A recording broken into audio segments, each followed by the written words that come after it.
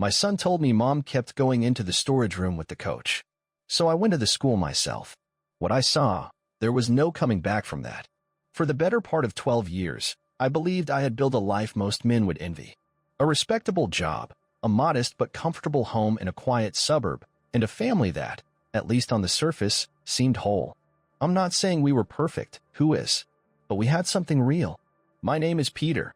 I'm 38, a father, a husband, or at least I used to be those things in the way that mattered. I work from home as a systems analyst for a software company, which might sound fancy, but most of my time is spent staring at dashboards and squinting at numbers that only make sense to people in my line of work. The silver lining was that working from home gave me the privilege of watching my son grow up. Every scraped knee, every birthday candle, every terrible knock-knock joke that made him burst out laughing. Jake, that's my boy, is 10 now. Smart as a whip, curious, and so full of life it made everything else in my world seem trivial in comparison. My entire reason for getting up in the morning was to make sure he had the kind of upbringing I never did. And Lisa, my wife, or rather, the woman I thought I knew inside and out. We met in college, in a shared elective on modern American literature. I was the quiet one in the back of the room. She was the girl in the front row who always asked just one too many questions, and somehow, that unlikely chemistry turned into a romance that outlasted most others from our college years. We got married in our mid-20s, bought a house, had Jake a few years later. It all fell into place, a textbook story of love and progression. Lisa worked as a physical education teacher at our son's elementary school. She was strong, confident, and in a way, very well-liked among the students and faculty.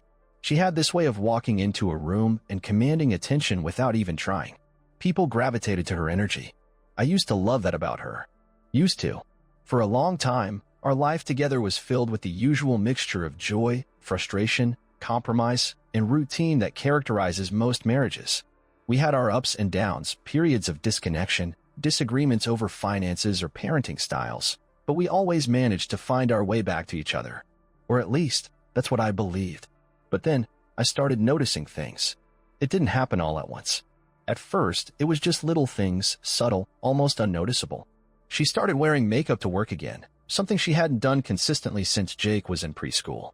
She'd spent more time than usual picking out her outfit, smoothing down her hair, checking her reflection in the mirror before leaving for the day. I shrugged it off at first. Told myself maybe she just wanted to feel good about herself again. Maybe she was making an effort for her own confidence. And honestly, I supported that. I always encouraged her to do things that made her feel beautiful and strong. But there was an energy behind it I couldn't place. A sort of quiet giddiness. She wasn't dressing to feel good about herself. She was dressing for someone. Then came the late days. She claimed she had after-school meetings or needed to help a fellow teacher with planning events or student evaluations. Sometimes it was the administration needing an extra hand with filing. Other times, she said it was the PDA. At first, I believed her, or more accurately, I didn't think I had any reason not to. Lisa had never given me a reason to doubt her. But over time, her stories became off. Too fluid. Too adaptable. There were moments where she'd forget what she said the previous day, or she'd come home smelling faintly of cologne, not the kind I wore. Still, I said nothing.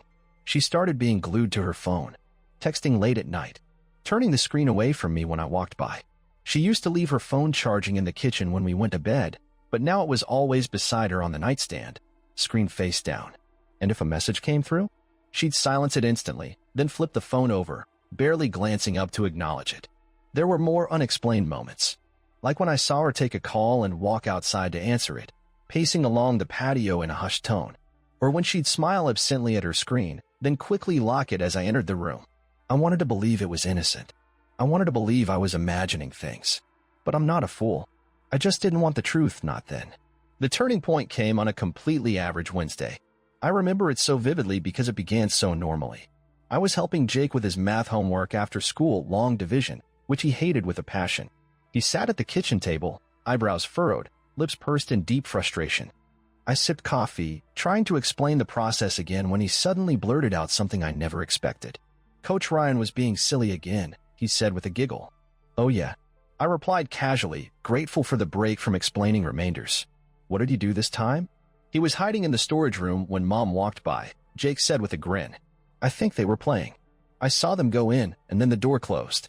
I waited, but they didn't come out for a long time. The pencil I was holding suddenly felt heavier. I looked at him, still smiling and innocent, completely unaware that he had just dropped a bomb. "What time was that, buddy?" I asked, keeping my tone light. He shrugged. "After recess? Before art, I think." I nodded slowly. That would have been around 1:30 p.m. Lisa's next class didn't start until 2:15. I said nothing more. We finished homework. I praised his efforts. I smiled when he showed me a doodle he had drawn in the margins. But inside me, something was shifting. That night, after Jake had gone to bed, I sat beside Lisa in the living room. She was curled up with her tablet, reading some article about fitness routines. I watched her for a moment, the way her eyes darted across the screen, the way her lips moved ever so slightly as she read. "You okay?" she asked without looking up. "Yeah," I lied. "Just tired." My mind was running through scenarios, conversations, timelines. Everything that once seemed innocent now looked like a trail of neon signs pointing in one ugly direction. And now, thanks to my son's innocent storytelling, I had a name: Coach Ryan. I remembered him from school functions. Early 30s, broad-shouldered, tan, energetic, charming in that overly confident way. Always cracking jokes. Always standing just a little too close to people. Especially Lisa. I'd seen them talk at school events, birthday celebrations, field days, parent-teacher conferences. I hadn't paid much attention. Why would I? She worked with him. They were colleagues. Now I couldn't help but wonder, had it been happening right under my nose this entire time? By morning, my decision was clear. I wasn't going to confront her, not yet. I needed proof. I needed to know, beyond any possibility of misinterpretation or excuse, that what I suspected was true. Because if I was wrong, if all of this was just a toxic stew of paranoia and insecurity, then confronting her could destroy the very thing I had spent years building. But if I was right, then she had already destroyed it herself. I didn't sleep the night Jake told me about the gym storage room. I lay in bed with my eyes open, staring at the ceiling, listening to Lisa breathe beside me, calm, rhythmic, completely unaware that something in me had shifted. I kept wondering if she knew, if she could feel it in the silence. But maybe she was too used to it. Too used to me being the one who didn't ask too many questions. The one who trusted. The one who gave her the benefit of the doubt even when her stories didn't line up. But this time, I couldn't let it go. Something in my gut told me this wasn't just in my head. Jake hadn't said anything scandalous, just a simple story told the way only a kid can, honest and unfiltered. But it was the way he said it. The small details. Coach Ryan hiding. Lisa going into the room. The door closing. Nobody coming out for a long time. It played over and over again in my mind like a scene I couldn't skip. The next morning, I acted like nothing was wrong. I made breakfast, packed Jake's lunch, kissed Lisa on the cheek before she left for work. But the whole time, I was studying her, watching how she moved, noticing how quick she was to grab her phone the second it buzzed, how she smiled at something on the screen, then locked it instantly, how she didn't really look me in the eye. I didn't say anything. I just observed. It was strange how fast everything became about watching. Not in some controlling or possessive way, just watching. Logging every little thing she did or said. Every time she mentioned staying late at school. Every time she said her phone died, even though I saw her charging it earlier that day. I started writing things down. Not for some elaborate plan, but because I needed to be sure. I wasn't going to accuse her of something this serious unless I had real, undeniable reasons to. But it was exhausting. Pretending everything was okay when it wasn't. Smiling during dinner. Laughing at Jake's jokes. Saying good night, love you, and pretending it still meant the same thing. All the while, my mind kept returning to that storage room. What happened in there? How often it had happened? And how long I've been blind to it? A few nights later, Lisa went upstairs to shower after dinner. Jake was already asleep, his tablet still glowing softly on his nightstand. A video paused mid-sentence. The house was quiet. And I did something I never thought I'd do. I picked up her phone. It was right there, on the kitchen counter. Screen off. Face down. I hesitated for a moment. This wasn't like me. I wasn't the kind of person who went through someone else's private things. We'd always respected each other's space. We'd built our marriage on trust. But then again, that trust wasn't what it used to be, was it? I tapped the screen. It asked for a passcode. A few months ago, she'd changed it. I remember asking her why. She said there had been some school prank where kids tried unlocking teachers' phones, so the staff were told to update their passwords. Made sense at the time. I didn't question it. I trusted her. Now I was standing in the kitchen, holding her phone like it was a grenade I didn't know how to disarm. I thought for a moment, tried a few numbers. Then I remembered Jake's birthday, but reversed. It opened. My stomach dropped. I wasn't even sure what I was looking for. I didn't want to go snooping through her conversations with friends or coworkers. I didn't want to find something I couldn't unsee. But I couldn't stop myself. I checked her messages first. Nothing. Or rather, too much nothing. There were barely any recent messages at all. No history with anyone from work. No old chats with her friends. No text with Coach Ryan, even though I knew they talked often. That's what finally told me something was truly wrong. Nobody deletes their whole message history unless they have something to hide. Then I opened her photo gallery. There were pictures of Jake, old family vacations, selfies she'd taken for Instagram. It all looked normal until I noticed a folder labeled Docs. I clicked it without thinking. They weren't documents. They were screenshots. At least 30 of them. Most were cropped weirdly, only half a conversation, just the part that made her laugh or smile, I guess. But a few weren't edited at all. Messages from Coach Ryan. Messages that made everything real. Still thinking about yesterday. That spot really is our little hideaway. I couldn't stop staring at you during lunch. I hate lying, but I can't stop. You make me feel alive. My hands started to shake. This wasn't just a passing flirtation. It wasn't just two coworkers sharing jokes in the staff room. This was an affair. An active, ongoing affair. I sat down at the kitchen table and stared at the screen for a long time. My pulse was pounding in my ears, my face was hot, but my arms felt cold. I felt sick. Not just from what I'd seen, but from what it confirmed. She was cheating on me. I didn't shout or throw the phone.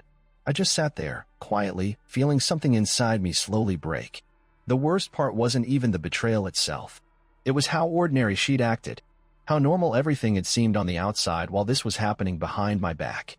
The dinners, the family walks, the bedtime routines with Jake, all of it built on top of a lie she had been carefully keeping hidden. And then something inside me switched. I was angry. Not the kind of anger that makes you explode or do something stupid. What I wanted was truth. I wanted to know exactly how long this had been going on, how far it had gone, how many times she had smiled at me while sneaking around behind my back. So I reached out to someone I hadn't spoken to in a while. Matt, an old college friend of mine who now worked in IT security. Years ago, we used to build little monitoring programs just for fun, silly stuff back then. But Matt had stayed in that world, and now he was the person I trusted to help me without judgment.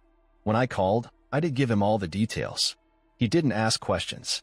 He just said, "You want access to her cloud backups?" "Yes." "Done. Give me 2 hours." By the end of the day, I had full visibility into everything Lisa had backed up to the cloud, her messages, deleted photos, even some audio clips she had stored. Matt made sure I could access it discreetly from my own laptop without leaving any trace. And what I found there? God, there were more messages, more screenshots, even voice notes.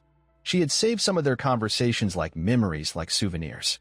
One of them was a recording of Ryan laughing and saying her name in a way that made my skin crawl. And worse, they had joked about me, joked about how I never noticed, how easy it was to sneak around, how she could just say she's helping grade papers, and I'd never question it. They thought I was a fool, and for a while, maybe I was, but not anymore. I saved everything, created folders, logged timestamps, cross-referenced her school schedule. I built a timeline. I saw patterns. There were meetups during school hours, repeated calendar entries labeled PDA meeting that matched Ryan's lunch breaks.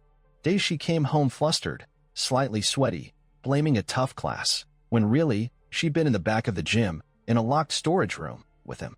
It was disgusting, and it was real, and I knew, at that point, there was no going back.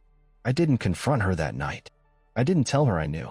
I just sat at the dinner table, smiled at Jake, answered his questions about dinosaurs, and let her kiss me goodnight like everything was fine.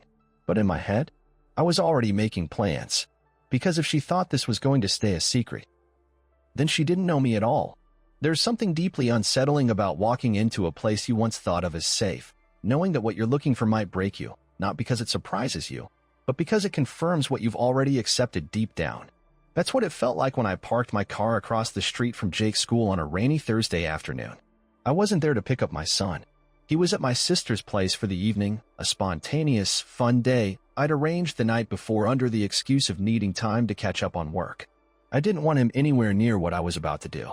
He deserved better than to be caught in the crossfire of his parents' mess. The school had always been a happy place for him, somewhere full of friends, soccer balls, cafeteria chocolate milk, and chaotic laughter. It wasn't his fault that it had turned into the setting for something so ugly. But for me, it had become something else entirely. I waited in the car for a while, engine off, watching as the sky had darkened early and a fine mist blurred the windscreen, giving the whole scene a strange kind of softness, as if reality itself was trying to smudge the edges. Eventually, the crowd thinned. Parents came and went. Staff members locked doors, gathered papers, headed for their cars. But Lisa's car was still there. So was Ryan's. That was all the confirmation I needed. I stepped out of the car and crossed the street, trying to look casual, like I belonged there, like I wasn't about to do something that would change everything. The school doors were still unlocked, which didn't surprise me. Teachers often stayed late, and administrators trusted one another. That trust, I realized, was exactly what made this so easy for her. I moved through the halls quietly, the soles of my shoes squeaking softly on the polished tile. The place smelled like disinfectant and crayons and stale cafeteria pizza, just like every school. But now, layered beneath that, I sensed something else. Or maybe it was just my own bitterness coloring everything.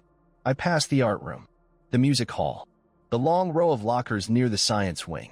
And then, slowly, I turned the corner that led toward the gymnasium. That's when I heard voices. Just quiet and close. The kind of voice people use when they're alone with someone they're comfortable with. Someone they've touched. Someone they've kissed. I moved toward the source of the sound, heart pounding in my chest, each step feeling heavier than the last.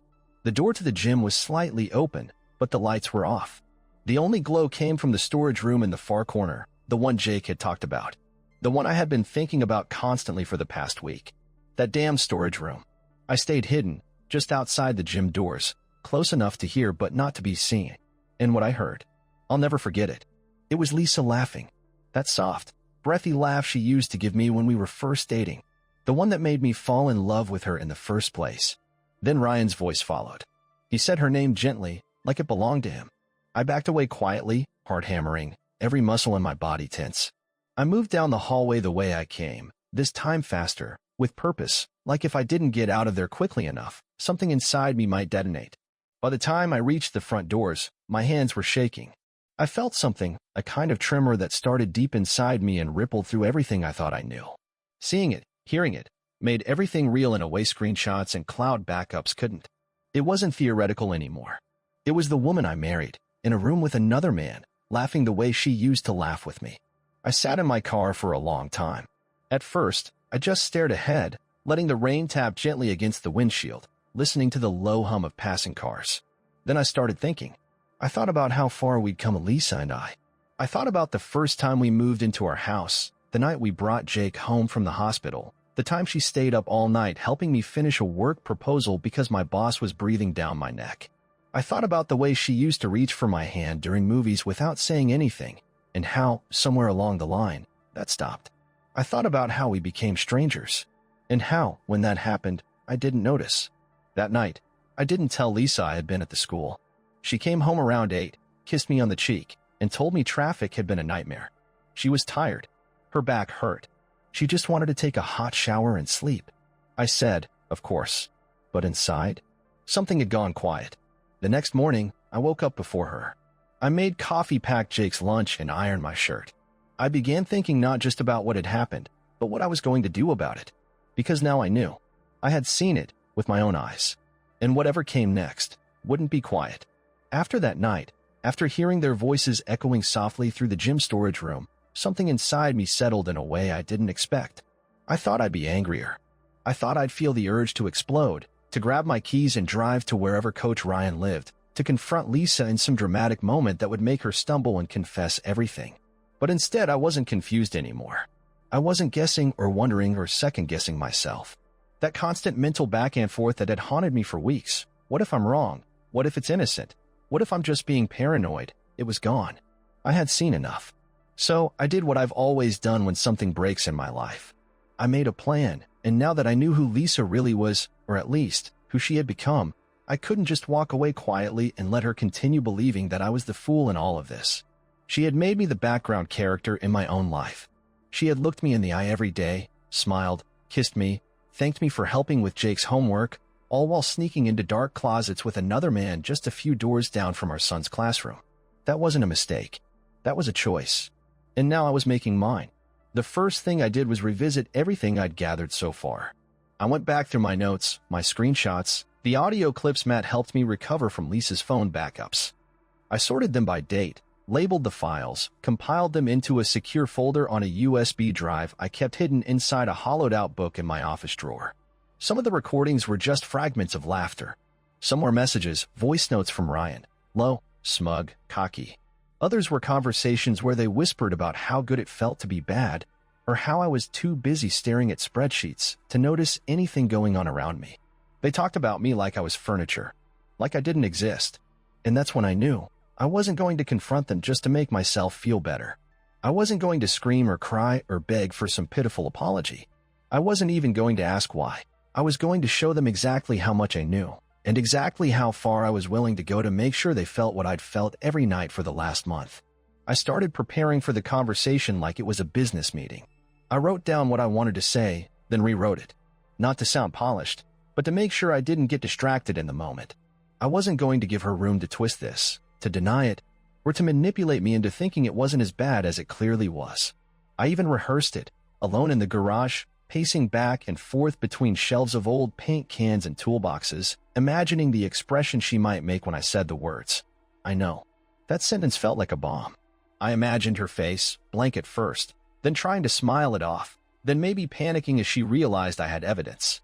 I pictured her silence when I told her about Jake, how he'd seen them together, how her son was the one who finally made me start paying attention. That's the part one didn't write down, because I wasn't sure I could say it out loud. It made my chest tighten every time I thought about it. She didn't just cheat on me, she endangered the one thing we both claimed to care about more than anything, our son's peace of mind, his world, his trust in her.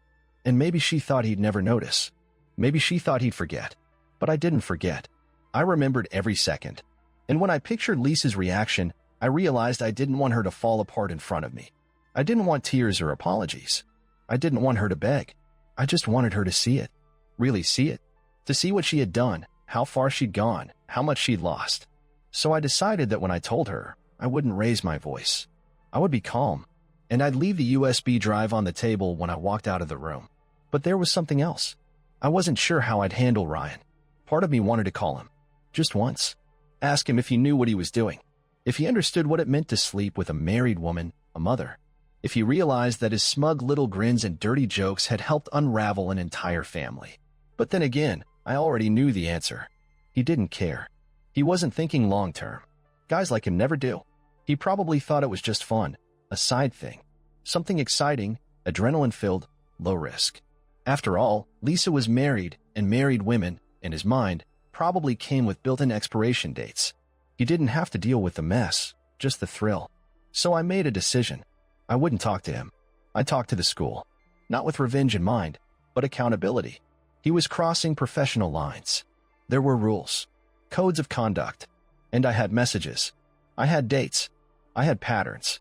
I was going to send a very polite, very clear email with attachments. That would be enough. Let the school decide what happens next. Let Lisa realize what she risked just to feel wanted for a few stolen minutes in a storage room. That weekend, we went about our usual routine. Jake had soccer practice. Lisa made pancakes. We watched a movie as a family on Saturday night. And the whole time, I watched her like I was looking at a stranger wearing my wife's face. She leaned on my shoulder during the movie, and I didn't move. She laughed at something Jake said at breakfast, and I just nodded. The love I had for her, it hadn't vanished completely. Not yet. By Sunday night, I knew the time had come. Jake had gone to bed early, exhausted from a full day at the park. Lisa was sitting on the couch, scrolling through her phone. She looked relaxed. I stood in the doorway of the living room for a moment, watching her. Then I stepped forward, holding the USB drive between my fingers. "Lisa," I said, and my voice came out steadier than I expected. "We need to talk." She was sitting on the couch, legs tucked under her, wearing one of those oversized hoodies she always liked around the house. Her hair was still damp from the shower, and she had her phone in her hand, scrolling absent-mindedly, probably through social media, maybe chatting with someone. Maybe him. It didn't matter anymore. I stood there in the doorway for a moment, holding the small USB drive between my fingers, just watching her.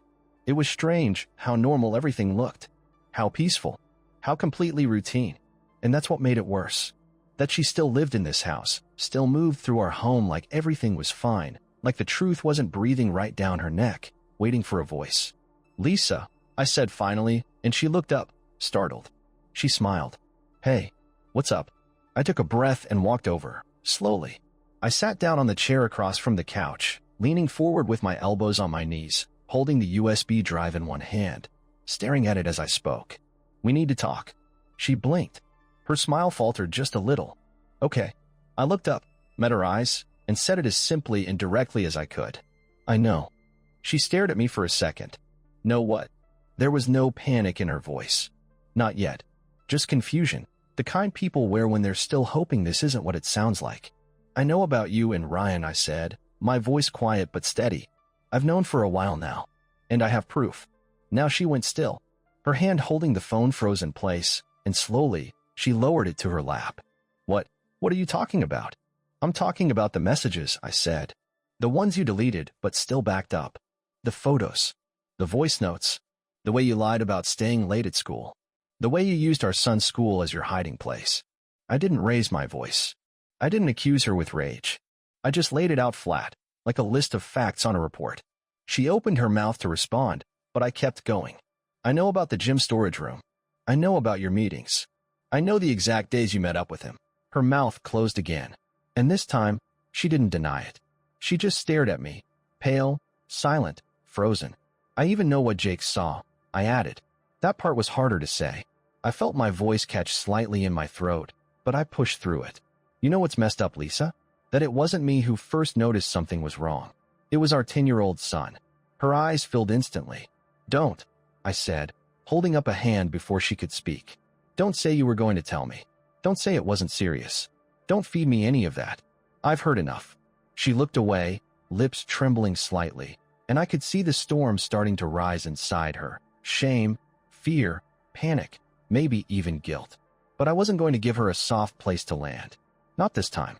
I spent the last few weeks questioning my own sanity. I continued, wondering if I was just being insecure, if I was reading too much into it.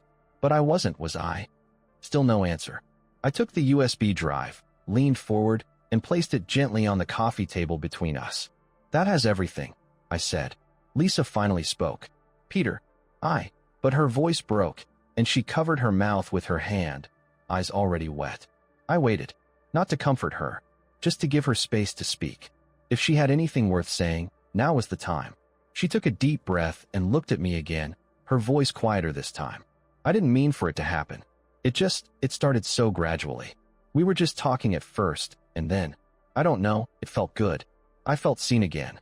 She winced, as if the words themselves hit her in the chest.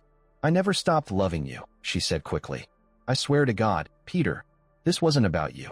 It was about, don't," I said again, not angry, just tired. "Don't make this about something vague and unnameable. You made a choice, more than once. This wasn't a mistake. You built something behind my back and kept it hidden, while telling me everything was fine. I was lost," she whispered. "I was so unhappy, and I didn't know how to tell you. But you knew how to tell him," I said, meeting her eyes. "You knew how to tell him what you wanted. You knew how to laugh with him, to sneak around with him, to send him pictures. But not a word to me." Silence again. A long, heavy silence. And then I asked the one question I hadn't prepared for. "Why didn't you just leave?" She didn't answer right away. She sat there, blinking through tears, breathing hard, like the question hurt more than anything else I'd said.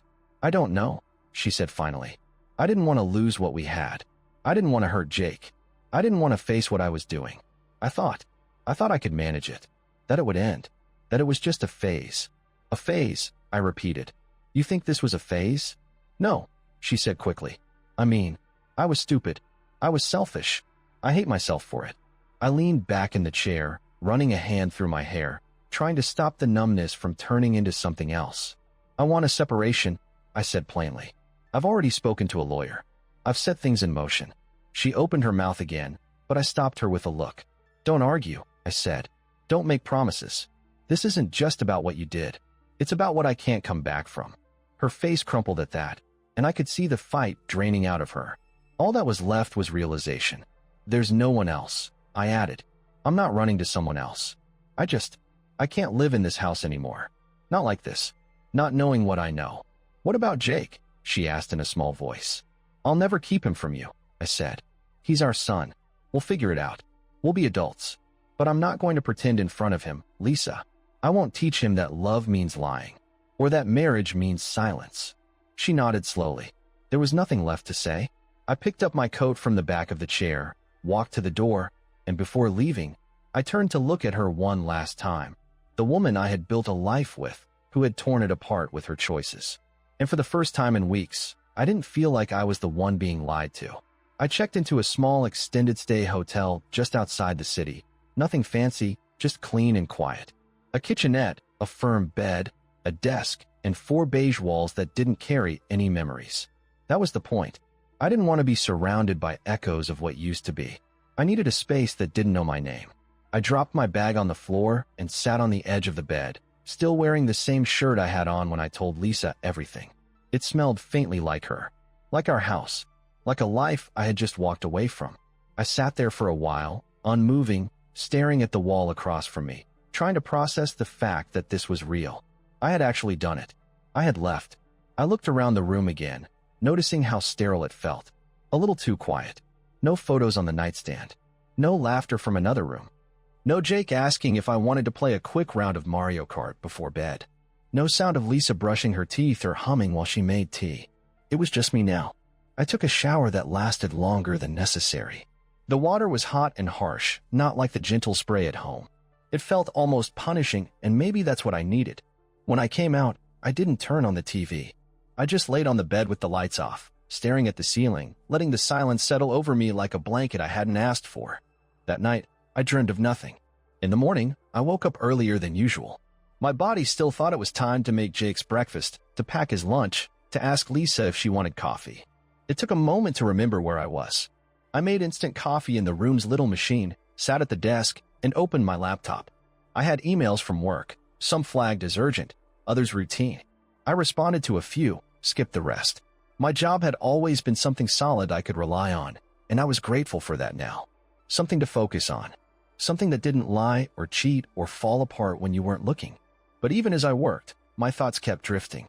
To Jake. To how I was going to explain this to him. He was too smart for vague answers. He'd know something was wrong. He'd already sensed it, even if he couldn't fully understand it yet. And now that I was gone, now that I wouldn't be there to say goodnight or drive him to school, the questions would come. And I didn't have the answers ready. Later that day, I called Lisa. I didn't want to, but we had to talk about Jake, and I wasn't going to avoiding his mother. She answered on the second ring.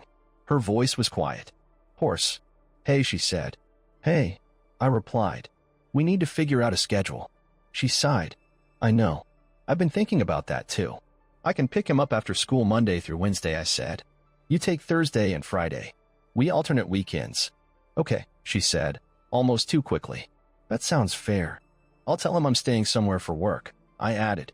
For now, I don't want to dump everything on him at once. I agree, she said, and for a second, I could hear the emotion creep into her voice again. Thank you for not turning him against me. I'm not doing this for you, I said simply. I'm doing it for him. Another silence.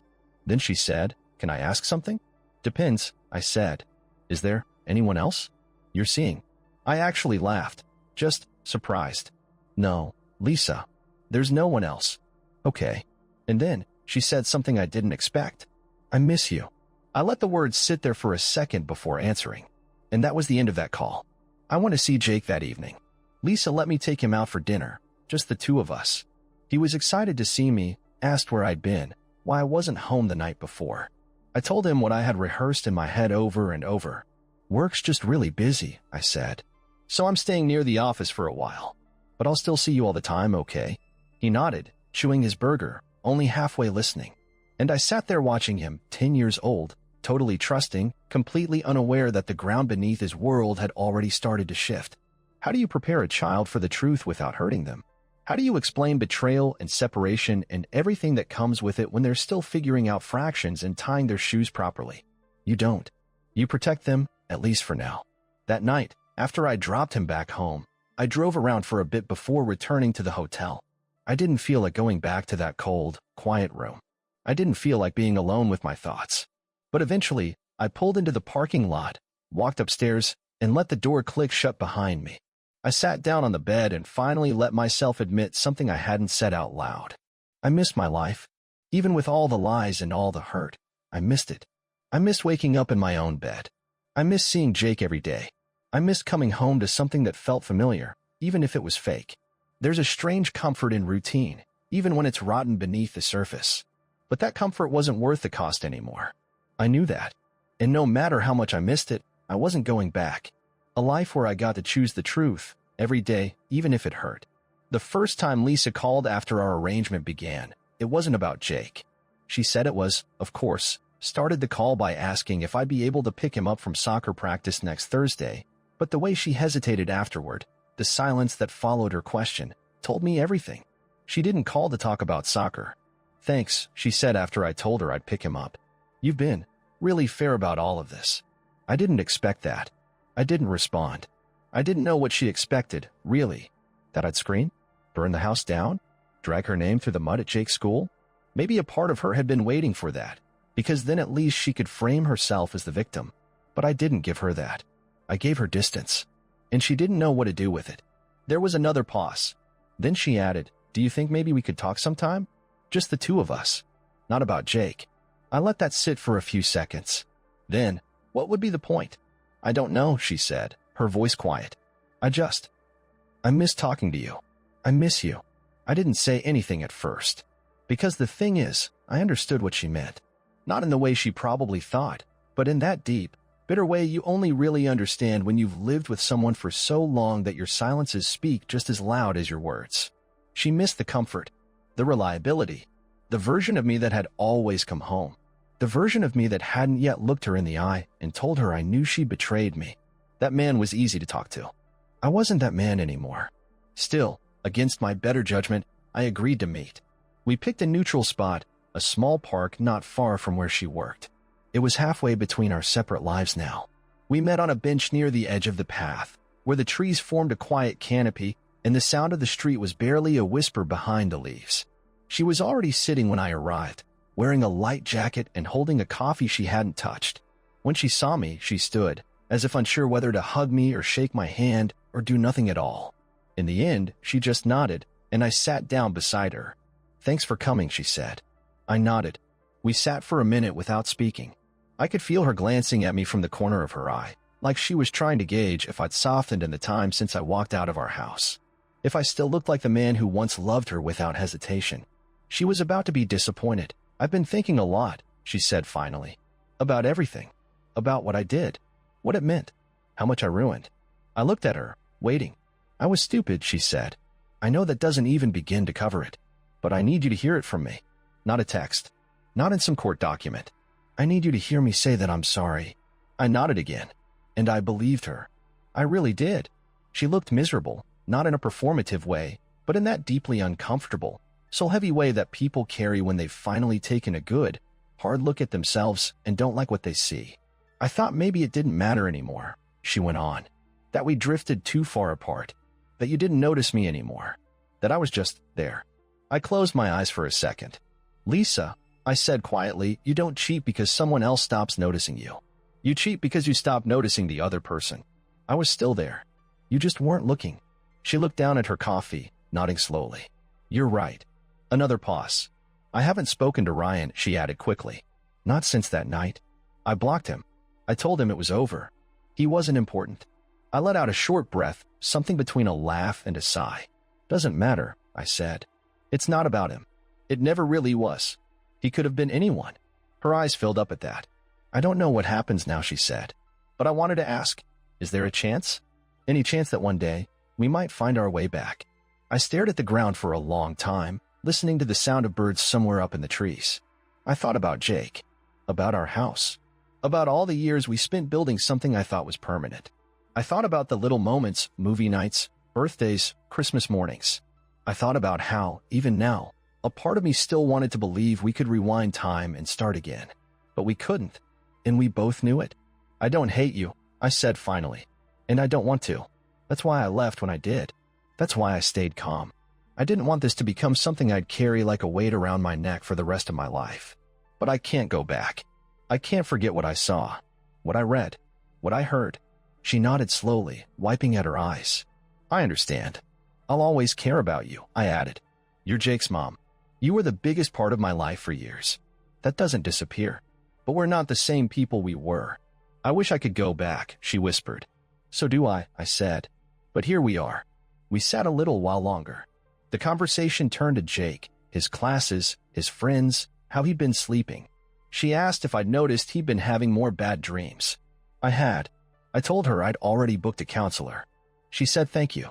When it was time to go, she didn't ask for a hug. She just stood, looked at me one last time, and said, I'm sorry again. For everything. And for the first time since everything unraveled, I said something I meant with every ounce of honesty I had left. I know. Then I turned and walked away. It's strange how the world keeps turning even when everything in your life feels like it stopped. Weeks passed. The hotel stay became a lease on a small apartment. It wasn't much, just a one-bedroom above a bakery, with old hardwood floors that creaked in the mornings and a smell of cinnamon that clung to the stairwell. But it was mine. No echoes of broken trust. No silence pretending to be peace. Just a space where I could start again, even if I wasn't sure what again meant yet. I bought a new mattress. Not a fancy one. Just something firm. I filled the kitchen with groceries I actually wanted to eat. Cooked simple meals. Kept everything clean, maybe obsessively. There was something comforting in wiping down counters and knowing the mess was mine and mine alone. I started running again. At first just a few blocks, then farther. It wasn't about fitness. It was about motion. About moving forward, even if my thoughts were still circling the past. And every time I had Jake, every pickup, every dinner, every bedtime story on my couch while he fell asleep under a blanket I bought just for him, I felt something settle inside me. Something steady. He didn't ask about the separation as much anymore. He'd accepted the new rhythm of our lives quicker than I expected. Kids are like that, more flexible than we are. He still loved his mom. He still loved me. And he still smiled. I hadn't ruined him. That thought kept me going. One Thursday evening, while I was waiting for Jake outside his school after a science club meeting, I saw her. Lisa. She didn't see me at first. She was walking across the lot with a stack of papers in her hands, her hair pulled back in a way I hadn't seen in months. For a moment, just a fraction of a second, I remembered the version of her that used to run out to the car laughing on rainy days, waving at me like we were still 20 and nothing could touch us. Then she looked up and saw me and approached a little, cautiously. Hi. Hey. You look good, she said, almost surprised. Thanks. How's Jake been doing with you? She asked. Good. He's adjusted well. She nodded. I'm glad. Another beat of silence. I heard about Ryan, she said then, quieter. He's under review. Someone reported him. Not for us, but apparently he'd crossed other lines too. I didn't react. I know you didn't do it, she added. But thank you for not trying to burn everything down. I didn't see the point, I said. That fire would have reached Jake, too. And I'm done with damage. She nodded slowly. I'm sorry again, she said, almost like it was a ritual now. I know it doesn't change anything. It doesn't, I agreed. But I'm glad you still say it. Then Jake came out of the building, spotted me, and ran to the car like nothing else in the world mattered. Because to him, maybe it didn't. I opened the door, smiled at him, and when I looked back, that weekend, Jake and I went to the park. We brought sandwiches and a beat-up frisbee and laughed when he tried to climb a tree and got stuck halfway up. It was simple, ordinary. But there was a moment, sitting on the grass with him, the sun low and golden behind the trees, when it hit me. I was okay. There are no fireworks at the end of something like this. No big lesson. No dramatic revelation. Just space. And in that space, you get to rebuild. Slowly. And this time on your own terms.